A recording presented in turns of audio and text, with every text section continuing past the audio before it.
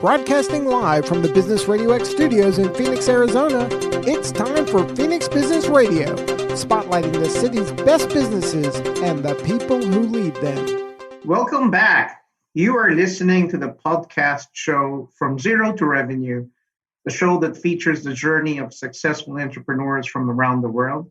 I'm your host, Chris Yap. Today, we are here to discuss how a CPA turned technopreneur is leading the innovation of how people and businesses can pay their taxes in the Philippines online. No more 4-hour lines just to pay taxes. I'd like to thank our sponsor, GapTech Global, your one-stop shop outsourcing company for customer service, talent sourcing, and LinkedIn marketing. You can learn more about their services at gaptechglobal.com. I am thrilled to introduce our very special guest today, all the way from the Philippines. Please welcome Marvin Galang, CEO of JuanTax. Welcome to the show. Thank you, Chris. Good afternoon. It's good morning here. So yes. But yeah, thank you. Thank you for having me.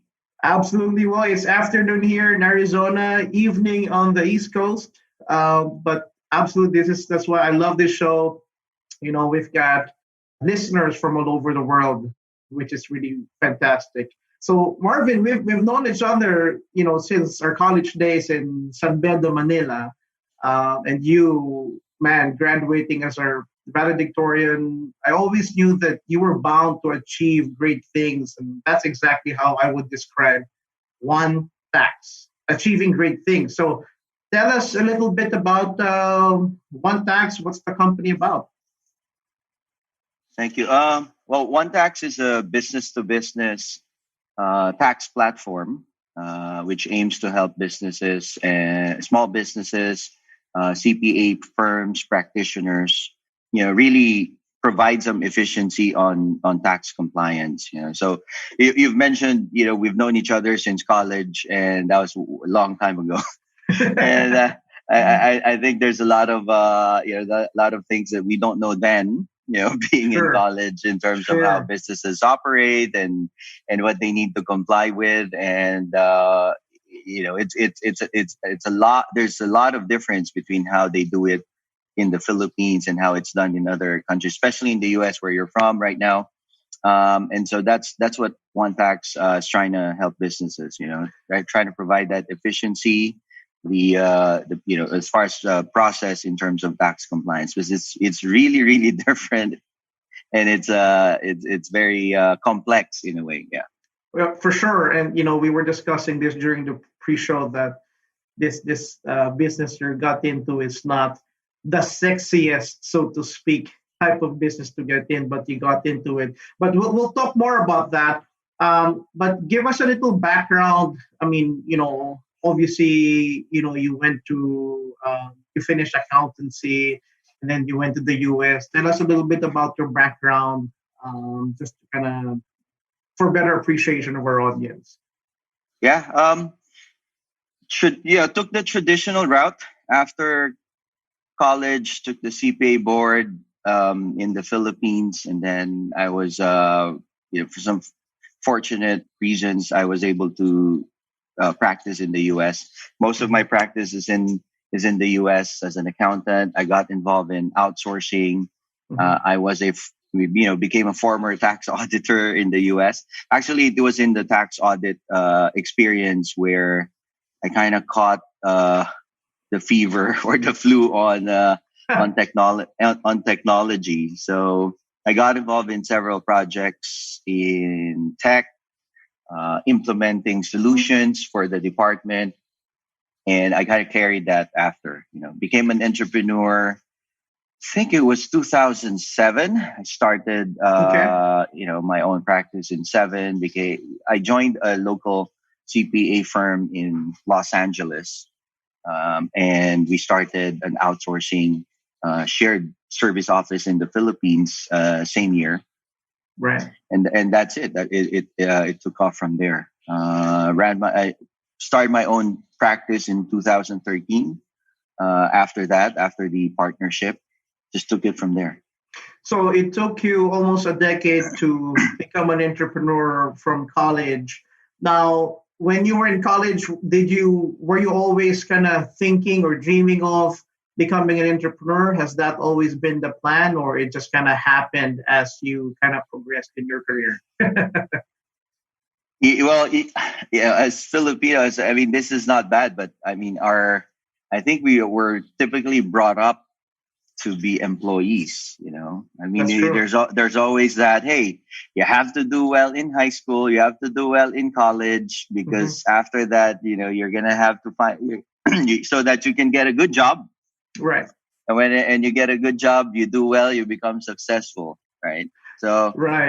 I think that's the traditional mentality, or at least what we try to inject to our to our kids. Well, So no, the short yes. answer is no. That was not our training. That was not at least my parents as well. And Right. so I was really trained to be a successful employee. In fact, the choice of accountancy or taking accountancy in college was really to support that argument, because True. I think there was an aptitude exam that I took in high school, and they said, "Hey, you should be taking engineering, you should be taking medical courses." Uh, Right. but they never said, you are inclined into business or accounting course. And I'm like, no. My dad said I have to take up accountancy because Right. this, and so I took it. You know, I see. Well, I think in your case, fortunately, obviously, I remembered you as really the most diligent student back in college, and I'm sure that kind of helped you. It propelled your success as an entrepreneur today. And just talk about the one tax. Going back to that topic, um, what was the problem that you wanted to solve that kind of prompted you to start that business? so you talk about the problem, but let me share with you this short story. When I got the invite and I Mhm. saw the title of your show, From Zero Yes, to Revenue, that's right. I kind of got a laugh because a lot of who want tax is, right, or when how one tax started with zero. Uh-huh. Pun intended, zero as the Right. True. accounting software. We have a CPA firm in the US. We partner with Zero. It became a successful practice, but a lot of the work is really done by our shared service office in the Philippines. Right. And I think when Zero at back in 2016 decided to, hey, you know what, Asia is growing, Asia is a good market, so let's focus on Asia. And a major market that they looked into is the Philippines.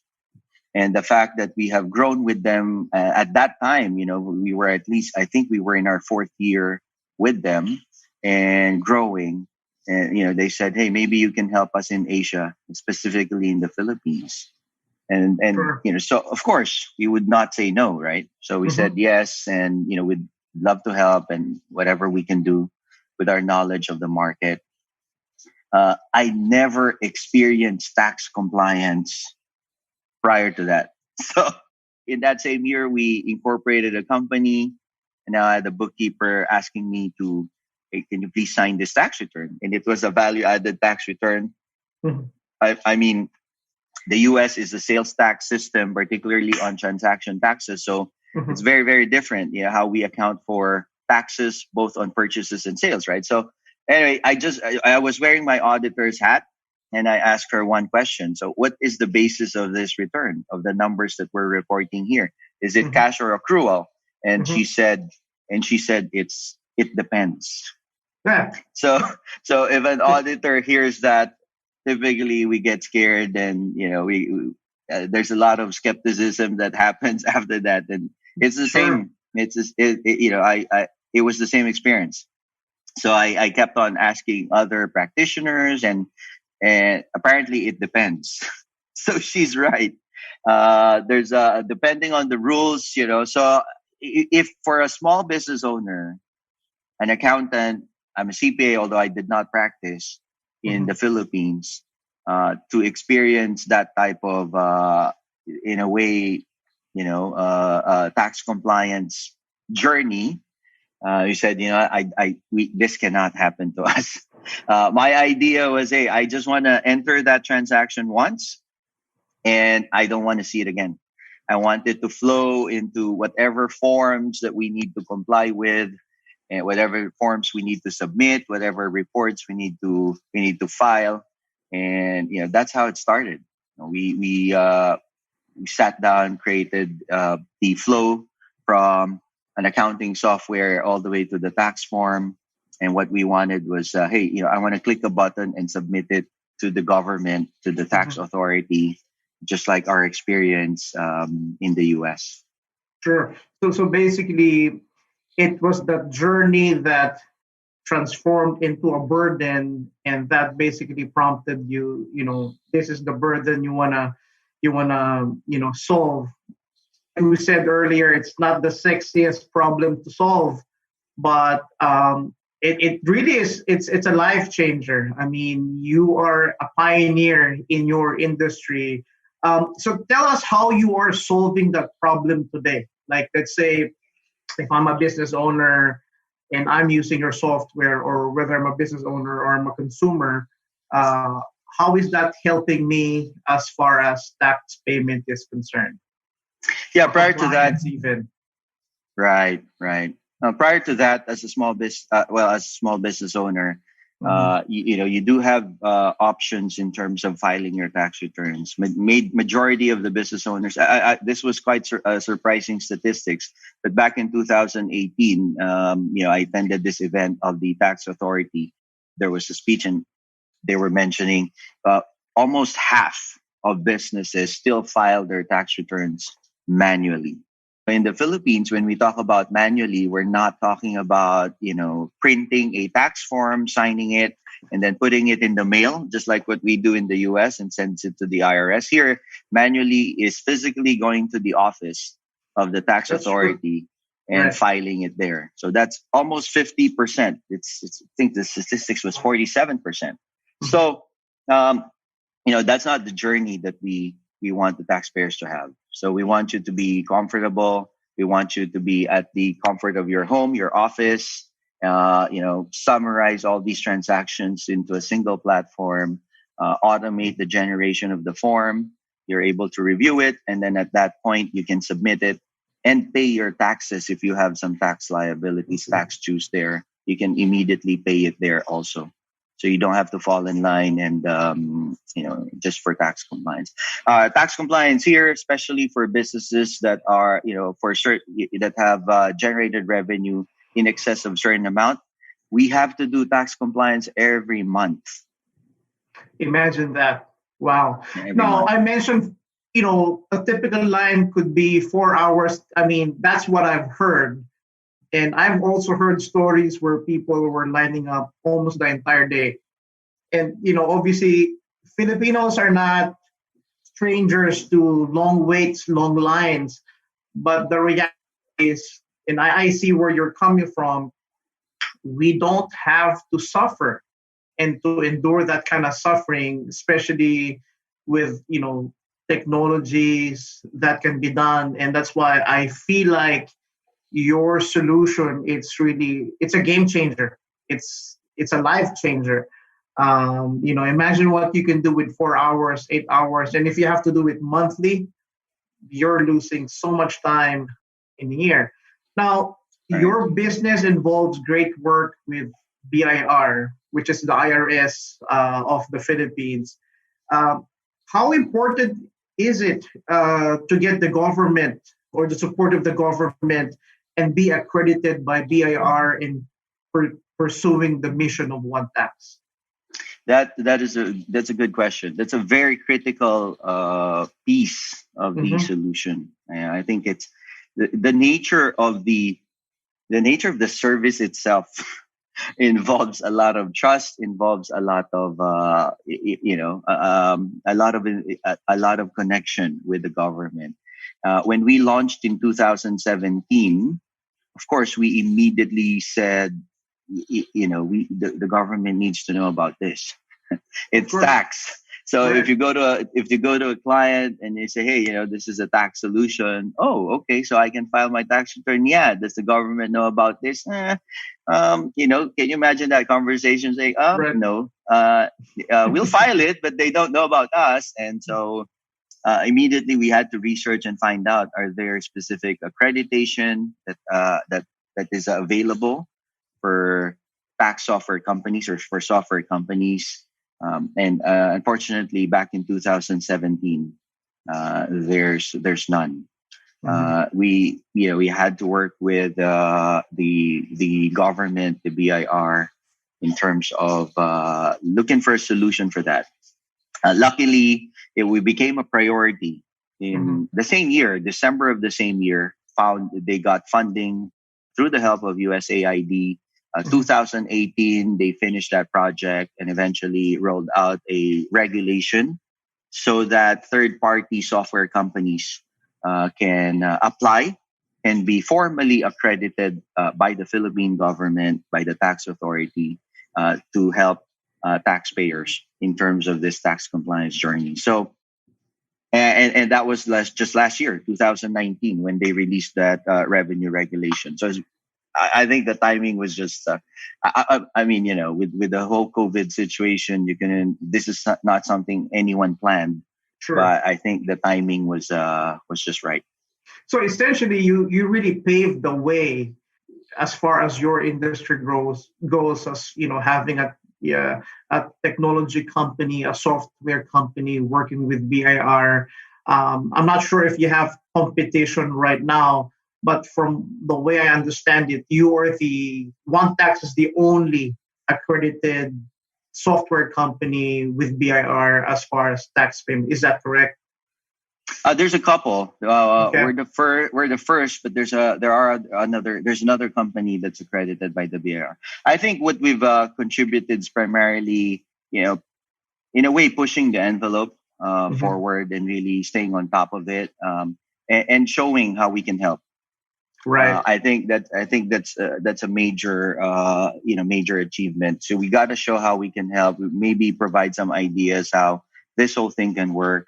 Help in testing, so they have a solution. They need to test. We just have to make ourselves available for that and really offer our help. Yeah. Right. So I know you're U.S. tax system. Obviously, you worked as a CPA here, and you own a booking company based in California. How challenging is it to get a tech company like JuanTax to work with the Philippine government compared to, say, like an Intuit having to work with IRS? What's the difference there? How much of a night and day difference in those two environments? You want the truth, or We definitely want the truth. No, it's there's a every business has its own challenges, but we have to make sure. For us, we have to find the purpose in what we're doing. Sure. There's I think with Intuit and the IRS and other tax software in the US, I think they have the regulations are in place, the procedures, the guidelines are already in place. And most of the tech companies, I've been following another mobile and web app company in tax filing in the US, which was, I believe, recently, or at least acquired by another giant there. But I mean, the regulations are there. All they need to do is follow those guidelines, follow those rules, and do the testing, and then they can get certified, right? See, none of that were present in the Philippines. Not so much on the tech side, but really there's just no regulation. So you don't know where to start.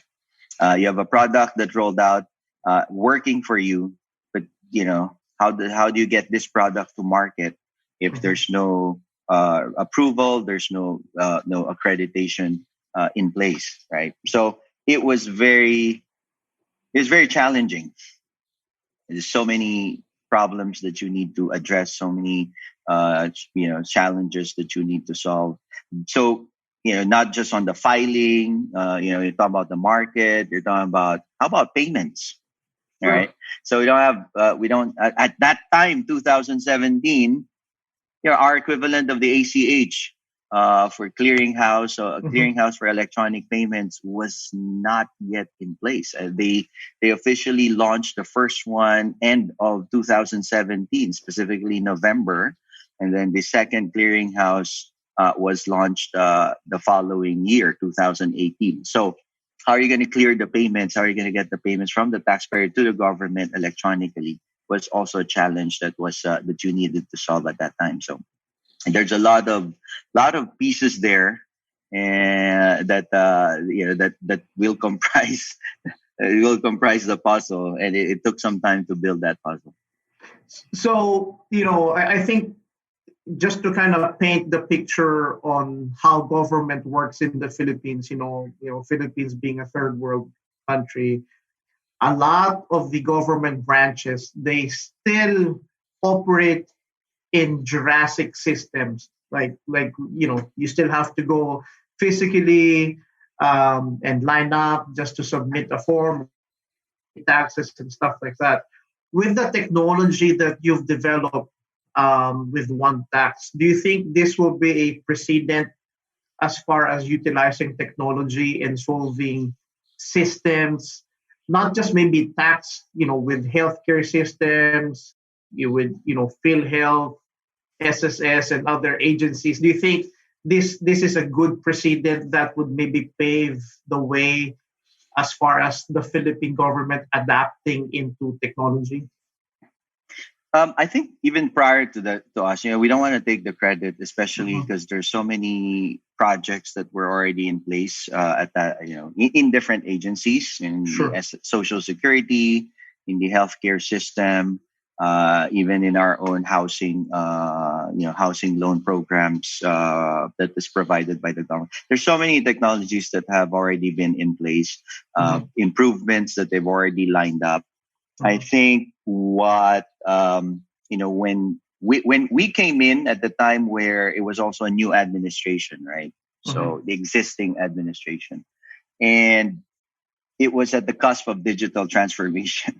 So 2060, there's this whole. I can still see this image of the fourth industrial revolution, which is really, which is a concept that has been discussed, and there's a lot of seminars going on, talking about the fourth industrial revolution. So that was around that time, and the government has embraced that in conjunction with the existing projects that they have. I think what happened was really just it was just all about timing, maybe stars aligning. The government's priorities were into digital transformation, providing solutions, better service to the people.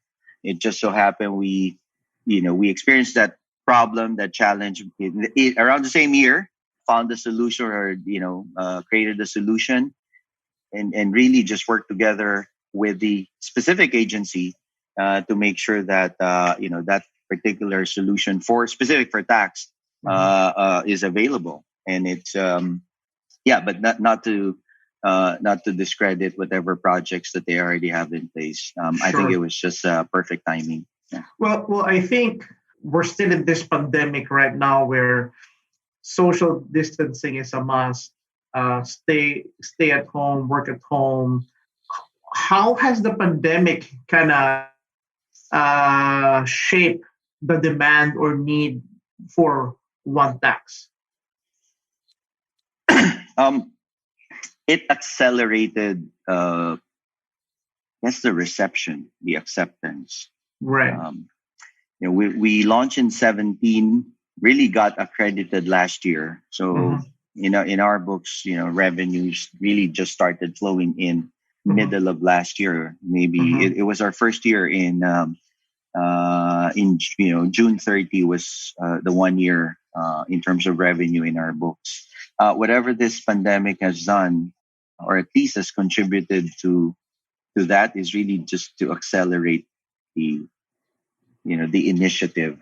People started looking for solutions that, because we were in lockdown for over 2 months. And tax compliance, although it was halted, it was stopped for a few months. Eventually, we need the revenue. The government needs the revenue, so they had to make sure that tax filing should continue. So people started looking for solutions, and right, yeah. So right, go ahead. And then they're afraid to go out. So how are we going to do tax compliance if we can't go out? And so government started rolling out campaigns of online filing, online payments, which is probably the first. I mean, it's recorded in Facebook. So if you go to their web pages, you'll know when they started campaigns informing the public of all these available options. And we were part of that campaign in the beginning of June. Through webinar series, talking about how to do these, how to comply electronically. So sure, the pandemic has been a devastating force of nature to a lot of businesses, but obviously in your case, it actually it played into your favor that this force of nature happened because it accelerated the demand or reception for your business. Now, let's talk about when you were starting. That it took you about 2 years to actually start generating revenue. How did you come about with the funding? I mean, just for the sake of our listeners who are aspiring entrepreneurs or maybe looking at growing tech space, how did you manage to come up with your seed funding? No seed funding. No seed funding. Yeah. From the beginning all the way to about for about 2.5 years, it was bootstrapped all the way. So sure. The company started as an idea, and we wanted to prove that idea for ourselves first. Will it work? Will our idea of entering a transaction or capturing a transaction once and populating tax forms? I mean, for business taxes itself, I think we have to comply with 11 different tax forms every year. Wow. Even if you only have one transaction, you have to file 11 forms, right? So, will this idea work? And being an accountant and conservative, so we just said, hey, maybe we just start with 1 or 2 people and see if it really works. So have to really operate the leanest possible way while you're testing that idea. Get the product out, get the MVP out, and test it out with a few clients, few partners, and really see if there's an opportunity there. And again, together with solving those other challenges as far as government regulation, payment providers, you really have to be you have to manage your cash flow really well. We bootstrapped for about 2.5 years and no funding. No funding. All right. So we've seen tech companies like, Uber, Airbnb, even Remitly, and of course, Facebook get funding from VCs during the early stages of company growth cycle. And honestly, I feel like JuanTax is horizon of potential, if not $1 billion, maybe $1 billion peso, acquisition, right? Would you be open to entertaining any capital investments for JuanTax at this stage? Yeah, actually, we started formal round of funding January of this year. Oh, okay, perfect. It was formal. We had some initial informal discussions last year, but as a company, we hired a CFO that has experience in fundraising, and we formally launched that in January. And guess what? COVID happened, right? So the story after that. But we were able to raise initial portion of what we originally intended to raise. And then pandemic, or at least the effects of COVID started to hit in March. So yes, we're still in the process. We've spoken to potential investors and VCs, and yeah, we're still in the process of fundraising. So the VC environment in the Philippines is obviously very different from the environment in the US. So if you were to get a venture capitalist for JuanTax, what are like the critical traits of that partner to be really, not just help you on funding, but really just help you on hyper growth? How does that look like? Well, see, there's a couple of ways to look at that. If we look at the opportunities there, JuanTax is only operating now in the Philippines. But if we look at the region in general, the Asian region, there's not a lot of players out there in that space.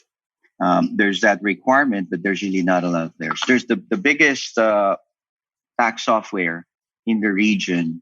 You can find that company in Indonesia. I see. Yeah, but so in the Philippines, there's still that opportunity. But yeah, we really have to be smart in terms of looking for that partner. The characteristic of that potential partner, to me, is really a picture of a big brother in a way. Right. It's a big challenge. The market is very unique. There's a lot of things that you need to address in terms of transformation. And I think we cannot just accept, hey, here's the money, run with it. Mm-hmm. Right. I think the reality that investor should be able to help us also in terms of pushing a lot of the initiatives, a lot of the agenda to make sure that journey is successful is very critical, especially in this market. So yeah, especially you're working very closely with BIR, working very closely with government.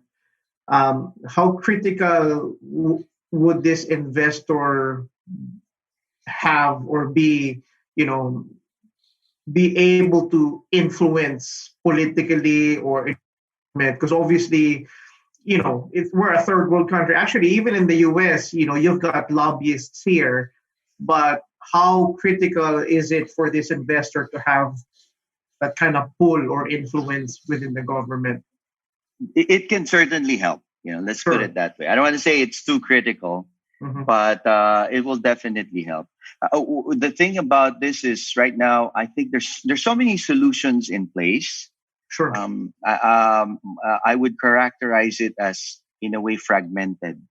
Okay. You have everyone's trying to, okay, here's my initiative, and then there's another one doing this initiative, and there's not a lot of that collaboration, And as a small player, imagine this, you're a startup, no funding, and you're funding it all by yourself, and here you are trying to push some initiatives here, there, because for that journey to be successul, can you imagine, from the data capture to the tax preparation to the form preparation to the filing to the payment side. Sure. So there's so many institutions that you're going to touch, right? And I think again, as someone from without that guidance, without that collaboration, it's going to be tough. So it will help if you have that guidance from someone, whether it's an investor or from our board, to be able to push some of the envelopes forward. So it's going to help any startups for sure. How about you've got this the institutional funding avenues, like the big banks in the Philippines. Do you see them getting into your space? Do you think they have an appetite for this type of business? Primarily on the payments. Yes, they. In fact, I mean, for us, we're not a financial institution, so it's very critical for us to work with them. They've come up with solutions to help the taxpayers in collecting, in making sure that promoting electronic payments. But yes, definitely on the payment side. Yeah. So what we've discussed so far is really it's a game changer. We've been saying that a few times, and you're paving the way, not just on the industry level, but to me, as an entrepreneur, you're paving the way among Filipinos, right? To be a technopreneur. What advice can you give, our aspiring entrepreneurs? Because we know that we have a lot of talented Filipinos there who can make a difference with technology. What advice do you have for these people who are thinking of putting something together, but maybe they're just not sure or they're afraid? Obviously, we're in COVID right now with the pandemic going on. What advice would you give them? Uh, well, the timing is everything for me. Okay. Right. Especially in a lot of these issues, especially if you're coming up with this, there's this timing is going to be very critical right now in this pandemic. We've heard several advice from top entrepreneurs, from successful business owners. I mean, and we've seen some startups still come out from this pandemic. But for me, it's just going to boil down to number one, what you need to define your purpose. Hmm. Whether pandemic or outside of or no pandemic, I think that's going to be very critical for every business or people that are looking to start up, their own business, their own practice. What's your purpose Sure. as as an individual, and and that has to transcend into the business as well, right? I see that a lot, even myself asking myself, what's my purpose back 20 years ago, 25 years ago. True. I think right now, if you want to align yourself with something, if you don't know what your real purpose is, maybe try to look into the 17 SDGs, Social Development Goals. Mhm. And I think there might be one, in fact, a combination of what they're promoting that may resonate to what you believe in. Okay, that's going to be very critical. Why? Business owners are problem solvers. True. And if as an employee, well, I mean, I have a task and I'm paid to perform this task, so this is this is my problem. And the rest of the other problems in marketing, in sales, I don't have to worry about that. But that's not how it is, especially if you're starting a business, starting a practice. Of course, first by yourself, and then you start hiring people.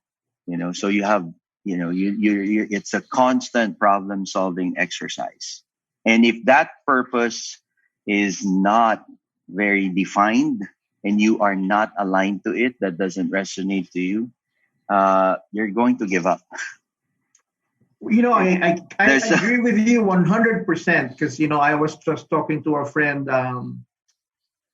and he closed his business down. Pandemic is one of the casualties of the pandemic. But my thought there was he basically just gave up, right? Because I think he was chasing money. So I think what you're saying, which really resonates to me, when you said you have to know your purpose, you really need to define your why. Because those moments, or it's that purpose that's going to save you from just giving up. Because, when challenges come, the easiest thing to do is just to give up, to quit, right? But we know that the only time you lose is when you quit. So when you said that purpose, it's like, yeah, I mean, that's what it's about. Entrepreneurship is you got to find your purpose. So true. That's where it should start. I mean, I find myself sometimes waking up in the morning looking at my wife, and I'm like, hey, why are we doing this? It's like, I can choose to keep quiet. I can choose to just relax and Right. maybe just do accounting or bookkeeping. But why are we in this business anyway? So especially when you wake up and oh my god, I have to solve this problem again, and it's a Right. problem I can't you can't control, and I have to work with institutions, and I mean. Oh, yeah. You just have to just wake up, ask us like, why? So, but but there's a bigger purpose for there's a bigger reason why you're doing that, and if that resonates to you, if you believe in that, then you have to keep moving forward. There's another, and I don't know, what your friend or that business that you're referring to, what's the reason why he just stopped, financial wise, of course, that's the second, because you got to make decisions as a business owner. Mm-hmm. You need to learn how to solve problems. And in this time of pandemic, right? Because again, as business owners, you solve problems every day, right? Sure. It's not different from what we're experiencing now. This is a problem. This COVID situation, posted more problems, more challenges for businesses. But the exercise should still be the same. If you want to go into business, you need to love solving problems. And right now, you're solving more problems versus without the pandemic. But part of that solving problems, you got to make decisions. And before, if you have the luxury of making decisions after 1 month of evaluation, maybe after 2 months, let's wait and see, how some of these items in that decision will fall into place. You don't have that luxury now. So your friend may have already decided, not just, he may have resonated with that and be passionate about that purpose, but it's a decision to, to not continue. It doesn't mean he gave up, right? Mm-hmm. Right. The last advice is you need to focus. When you start your company, when you go into business, and things are going well, even if they're not going well, there's so many temptations that can come into that can start coming in. Sure. Business owners sometimes feel, hey, I can solve all problems in the world. I've already solved one. Maybe I can solve another one. Be careful with that. Try to it's because that happened. I mean, not just in tech, but also in accounting. There's you're presented with several opportunities, and just because you're successful on the first, you're going to be successful on another one. But there's time to diversify, but just be careful. I think we in especially in our practice, we decided to really stick to that value of focus. Focus on partners, which partners we're going to entertain. Focus on the opportunities. Focus on specific quality of service. So, and I think as a startup, especially when you don't have the vast resources in your arsenal, that those would play a very important role. That resonates to me 100%. GapTech has been around since 2017, but I think the problem we had, especially on the second year, was because outsourcing is such a vast umbrella service, right? And opportunities come, and I think that's an early mistake we did, but obviously we learned from our mistake. So I would completely agree with that. You really have to focus, and you have to be really clear. You need to have that clarity as to, okay, there's so many problems in the world, right? But you can't solve all of them. You have to choose a specific problem and just be really good at it. So good at it that the service or your quality of service is selling, by itself. So to that point, I completely agree. Any maybe final words to our listeners here who are they're hesitating if this is a good time to start a business, or maybe they've been wanting to do a business, or maybe someone lost their job. And I know a few who did, and they're finally starting something that they've always been wanting to start, but now it's more of out of necessity. What words of advice? Yeah. So, well, I mean, we'll go back to what I just shared in terms of what worked for us as far as business. It's a tough time to start a business. We're not saying it's not that do not do it, because there's Right. still businesses that flourish right now, especially those that that pivoted. I don't know in the US, but right now here we've so many businesses that are now selling in using social media. That's true. Viber. Well, I mean, Viber is a communication platform, but even there are community groups that are focused on selling specific items, whether it's food or Mhm. clothing, accessories. So I've heard from some of them where their sales have actually gone up during this time. Mhm. And so there's really some opportunities out there, Mhm. whether it's COVID or outside of this pandemic. But really, just for me, focus on those three things. It's really a clarity of purpose, who you are, why you're doing this, problem solving approaches. So just have to love problem solving. If that is not how you are made up as an individual, as a business owner, you're gonna realize it, but at least you already know. This is a problem, another one of them, and I just have to make sure to solve it. And then last would be, really just focus. The last thing, maybe because I'm an accountant, so Sure. part part of that advice is really look at your numbers, and you really really have to know what those numbers are telling you.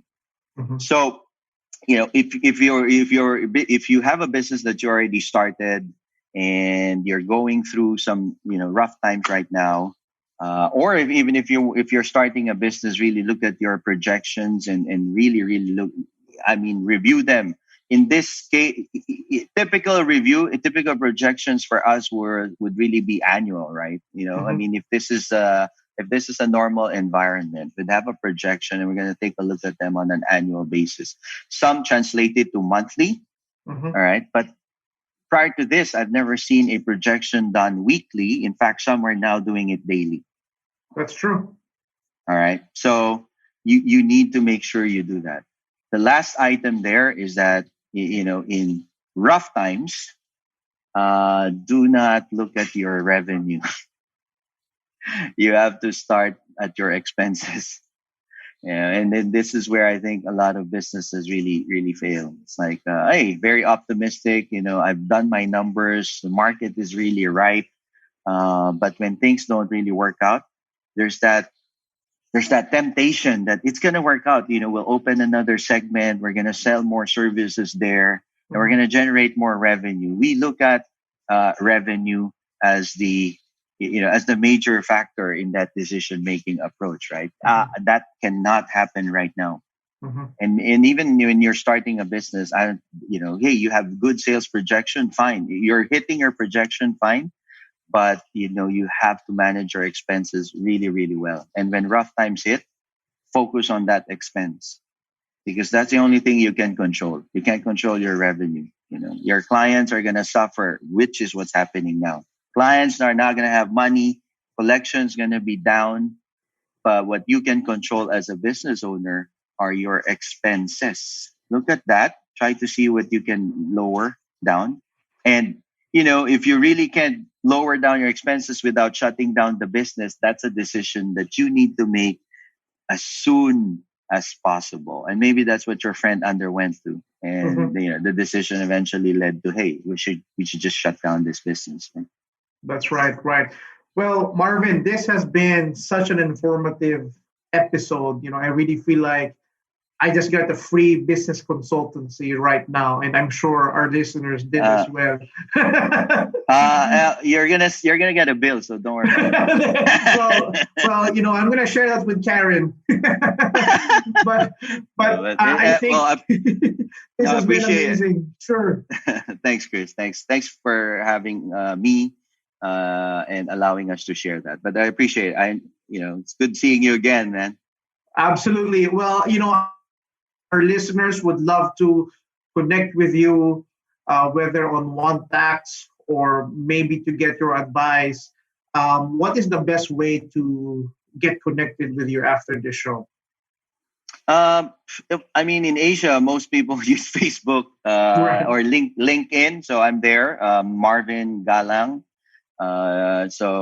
Usually I have my picture there anyway. So JuanTax is there. So attached to my profile, so they can find me. Facebook or LinkedIn. And then, as far as the website of JuanTax, where can they find JuanTax online? It's Juan.tax, and it's JUAN.tax. JUAN.tax. That's the website. That is awesome. Well, Marvin, thanks so much for being with us today. Guys, thank you so much for being with us today. This show was brought to you by GapTech Global, your one-stop shop outsourcing company for customer service, talent sourcing, and LinkedIn marketing. You can learn more about their services at gaptechglobal.com. This has been your host, Chris Yap, of the podcast show From Zero to Revenue. As Stephen Covey said, all things are created twice. First in the mind, then in reality.